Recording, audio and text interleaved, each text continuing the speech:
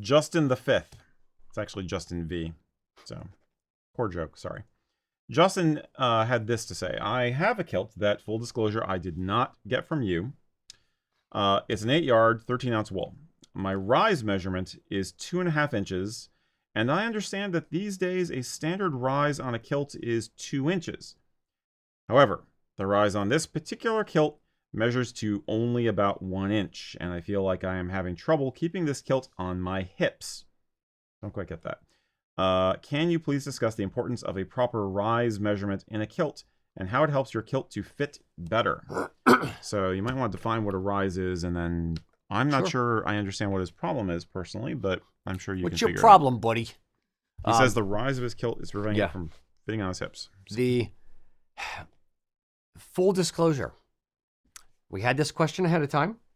Erik is reading it, so we had it ahead of time. And I did think about this for a little bit, talk to Mac about it for a little bit, just to make sure I understand what the heck he's talking about. And I used my phone a friend. I called one Miss Barb Tewksbury. And the part that confused me a bit was he's saying his rise measurement is 2.5 inches. Mm-hmm. And I called Barb and I said, Barb, have you ever measured someone for a rise? Like outside of just like the standard 2-inch rise, have you measured, like, is it something that's measurable? And she said, no, I just make a 2-inch rise. If someone says they want a 3-inch rise or a 4-inch rise for military, then you have a 4-inch rise, but it's not something you measure. Mac, same thing with you, right? Yeah, You've never heard anything. Yeah, I've never come across that. Been measured for a rise. So it's just a function, not a customization. Mm-hmm. Correct. It's not, now if I had to guess, maybe the rise is essentially, from the middle of the top buckle to the top of the kilt. And maybe if someone wanted to wear it like up to the bottom of their ribs, they're measuring from the top of their hip bone to the bottom of their ribs if they were measuring it. But I've never asked anyone for the rise. So don't know about that. But 2-inch rise on a kilt is pretty much bog standard. And that's, again, if you point to your belly button, go over to the side of your body and jam your thumb right in line with your belly button, you're going to feel the top of your hip bone. And that is where the top buckles on your kilt are going to sit. And that's essentially what helps keep the kilt up is you're cinching the buckles on that part because your hips aren't going to get bigger or smaller as you gain or lose weight. It's a hard bone that you can actually sit on, and then your kilt won't fall down. Now, the rise on a kilt, again, speaking to Barb, she confirmed all the things I was thinking about. Rise on your kilt should essentially, in her words, should actually flare out a little bit.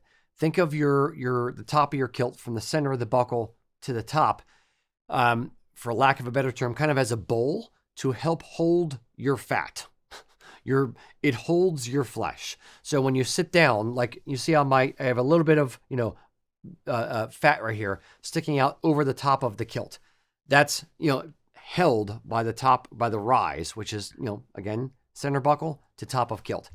The kilts we make are essentially straight up and down or a little bit flared out, where it may be a problem that he's referring to is if his kilt tapers all the way from the bottom of the fell all the way up to the waistband. Mm-hmm. So it goes past the buckle and continues tapering in. If that is the case, then that is going to be the narrowest measurement at the very, very top of the waistband, and that will sit on his hips and kind of slide down a little bit. Mac, is that kind of what you're thinking as well on it? Yeah, it's I think that seems to be what he's talking about, because it reminds me of some of the ladies you have over there. They'll talk about that with their kilted skirts or their middies or whatever, how it just it wants to sit right at that point. Yeah. And that seems to be, the case. So yeah. If that is the case and you have a kilt made by someone that tapers all the way up into the waistband, then there's not a whole lot you can do outside of literally ripping off the waistband, tearing down the top 2 or plus inches of the kilt and then resewing them from bottom. It is a major reconstruction, which is going to cost way too much money. Yeah. So don't worry about that. Yeah, you're better off buying a new kilt at that point. But it's going to like water, it will find its level. It will go down and it will hug at that spot. So yeah, I would say either sell it and, use that money to recoup it a little bit and, buy a new kilt made to your measurements, or it's just going to, cinch down to that measurement and that's just where it's going to be. So not to disparage, but are we saying that like either this person who made this kilt that they got didn't know what they were doing, or they have a very unusual methodology, which doesn't necessarily work for everybody, and they just haven't gotten other complaints on it? Do we know if this was made for him or if he bought it off like? I think I think I got the inkling that it was not made for him. It was made for someone else, and he got it. He just said, "I have a kilt. Full disclosure, was not made by USA Kilts," and he just says what it is. He does not say where he got it or whether it was made custom for him or not. Okay, so it's the only time we've ever put it was a custom made kilt. He's on the comments. There now. Okay. He's custom made. Okay. Hi, Justin. Then it shouldn't be a 1-inch rise. Then your kilt maker didn't know what they were doing. Sorry to be blunt. It seems like it. I was gonna say, well, maybe it was made for someone else who asked for it with a low rise because they wanted to wear it a little bit lower on the hips. If it was made for you, then that is concerning. Yeah. Then I'll say it was.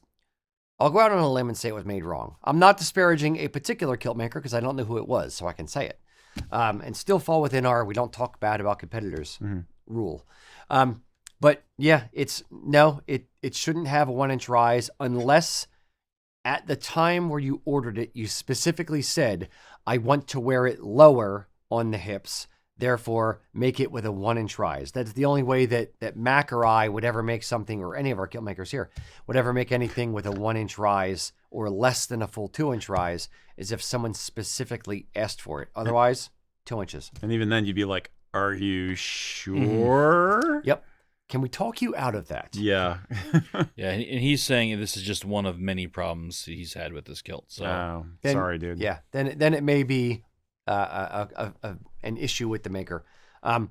Just like anything in life, there are better quality things and lesser quality things. I don't know what you paid for it, nor am I asking. It's just... Well, maybe their other work is fine, and this was just something went wrong that day, or they messed something up. It's like, or maybe it was earlier in their career. Maybe he was trying a new kilt maker, trying to give a young upstart some funds. Yeah. And it was their third kilt that they made, and they're just figuring out the craft. God knows, I don't want anyone to look at the first kilts that we were making because they are not good either. So you have to learn. You have to go through. You have to pay your dues. You have to go through the process and learn everything. Unfortunately, they may have learned on your kilt. Oof. Yeah. But yeah, see if you can sell it and then invest in something that's better for you. Yeah. Or just relegate it to something you wear for more casual events. That's true. Yeah. You're going to wear it to the pub. Make it up the hiking kilt. Make it a hiking kilt. Yeah. Make it a festival kilt. Sure. Yeah. Cheers. Take this video as a little bit of a warning for you. Not all kilts are created the same way. Not all kilt makers have the same methods and the same methodology to making their kilts. If you have questions about how to measure for a proper kilt, check out the measuring instruction video we have down there. And if you're looking for a well-made kilt, I would ask you kindly consider usakilts.com.